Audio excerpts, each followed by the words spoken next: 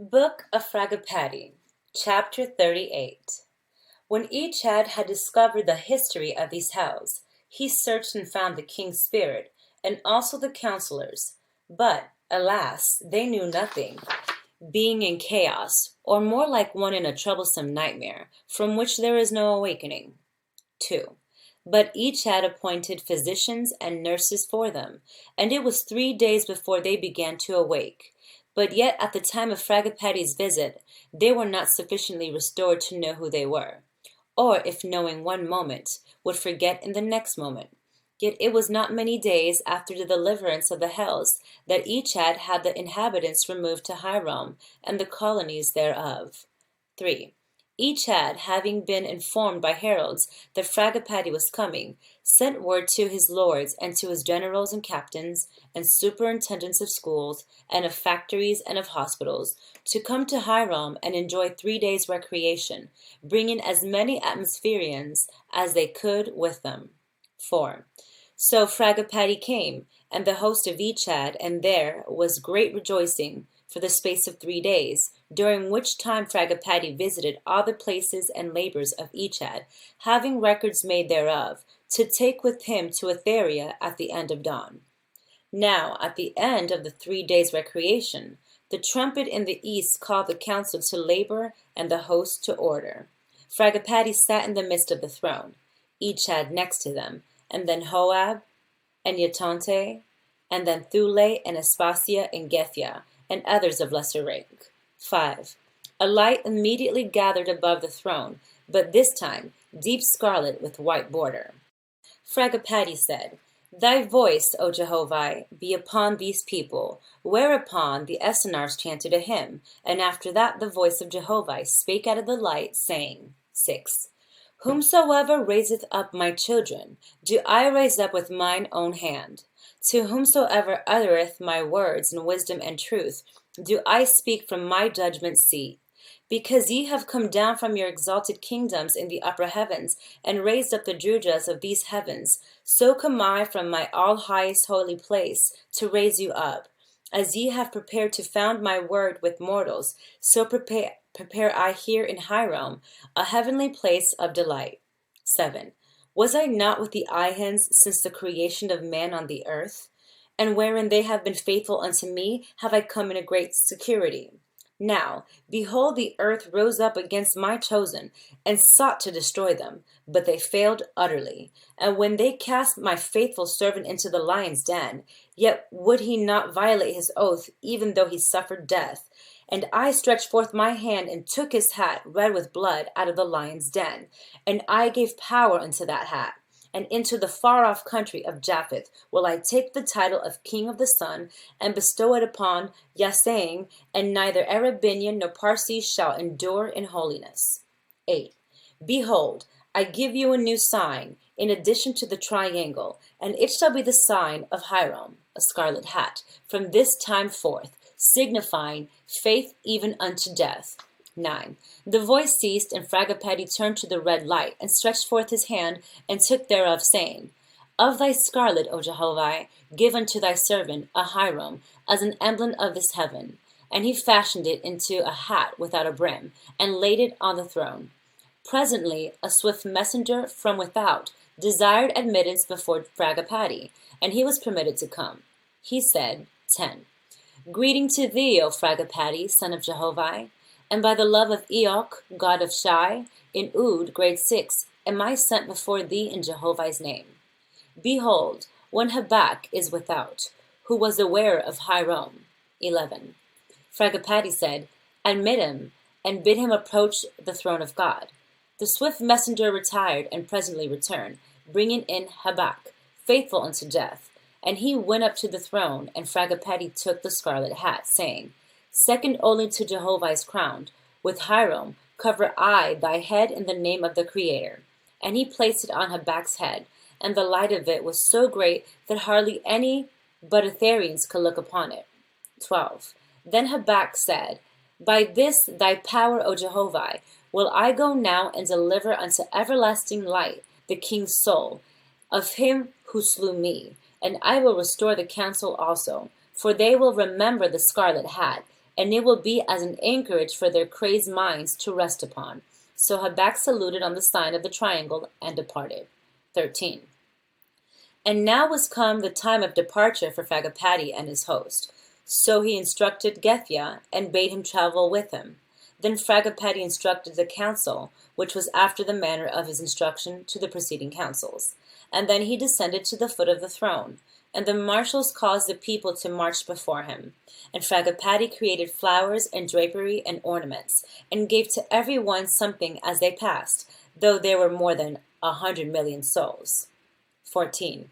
And when they had all passed and resumed the places assigned them, Fragapatti sat down at the foot of the throne in ancient custom, and each had descended down to him, taking his hand, and he said unto him, Arise, O chief, thou son of the Most High, and go thy way. Fragapatti rose up and departed, followed by the gods and goddesses officiating, and they all went into the Avalanza and departed, going to the kingdom of Garakshi, Lord God over Helest and her heaven. Chapter 39.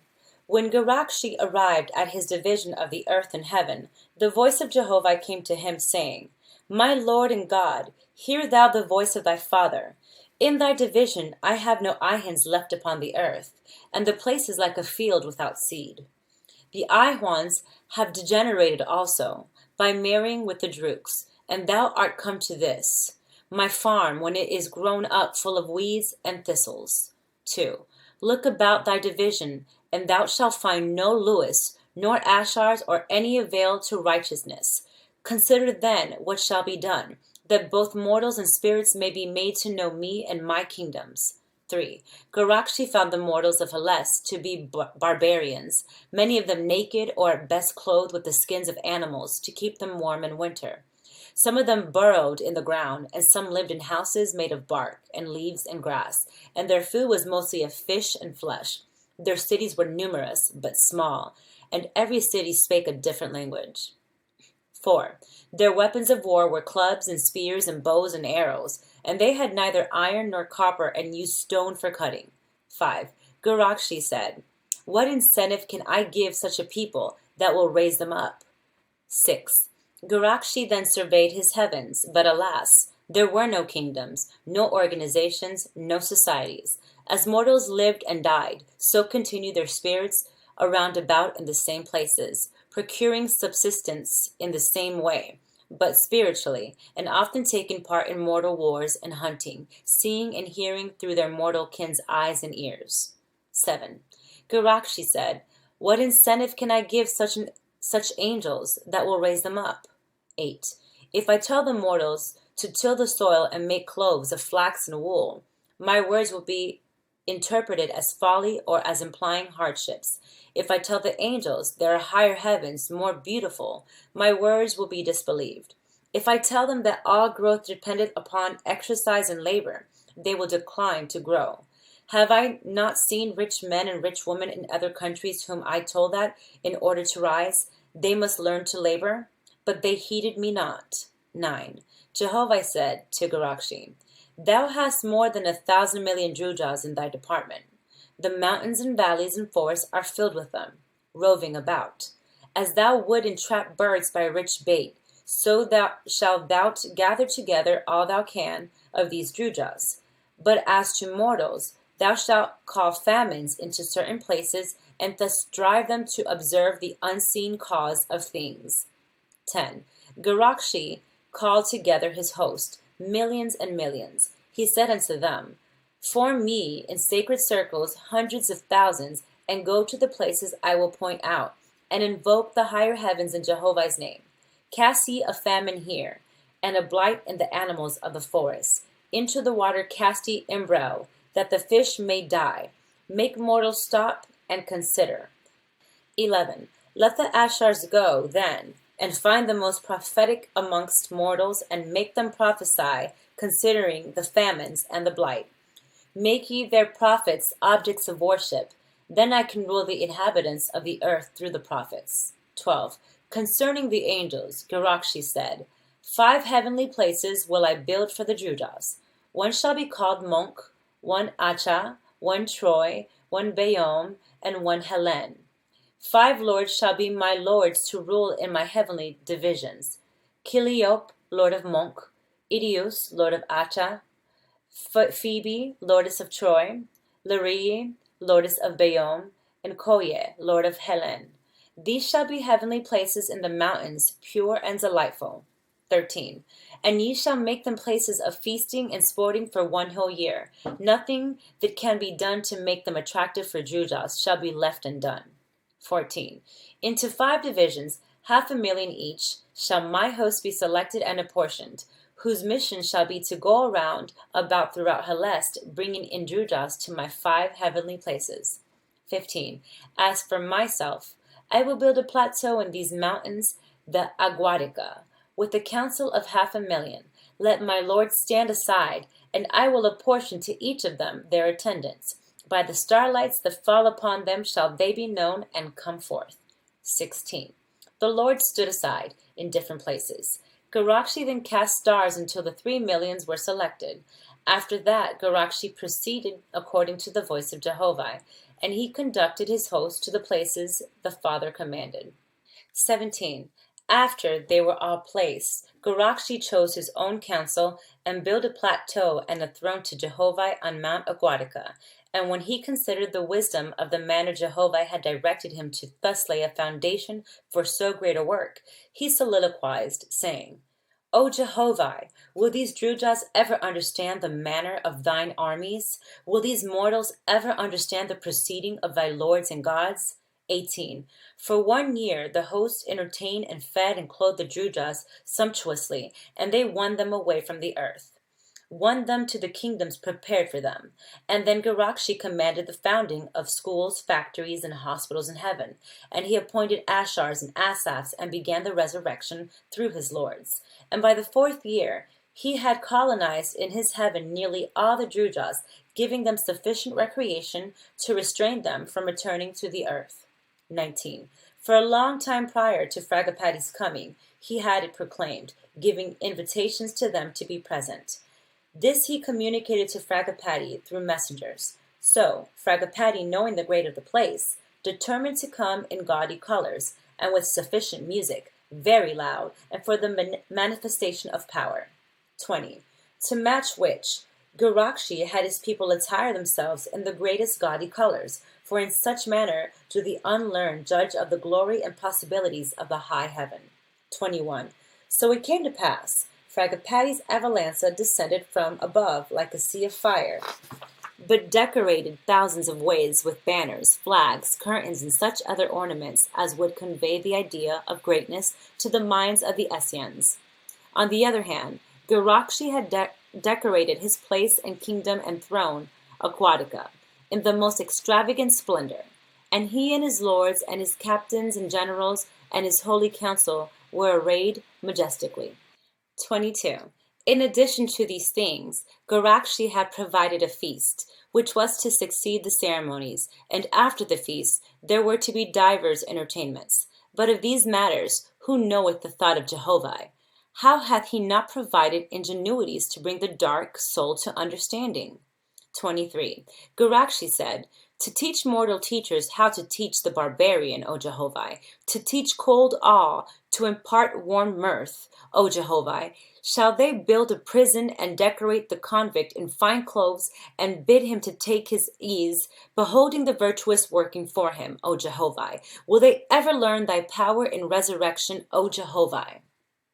Chapter 40. Fragapatti and his host remained 30 days with Garakshi, and great was the enjoyment of the people. And then Fragapatti departed, going to the kingdoms of Europa, first goddess of a barbarian division of the earth. The voice of Jehovah had been with her from the first, but there were but few corporeans in her division, and only 600 million angels, mostly Drujas. 2. Nevertheless, Jehovah said unto Europa, Thou shalt found here a kingdom in my name, and it shall become mighty in heaven and earth. Europa said, What is the first best way, O Jehovah? Jehovah answered, saying, As for the Drujas thou knowest, but as for the corporeans, behold, they have neither copper nor iron, but use stone.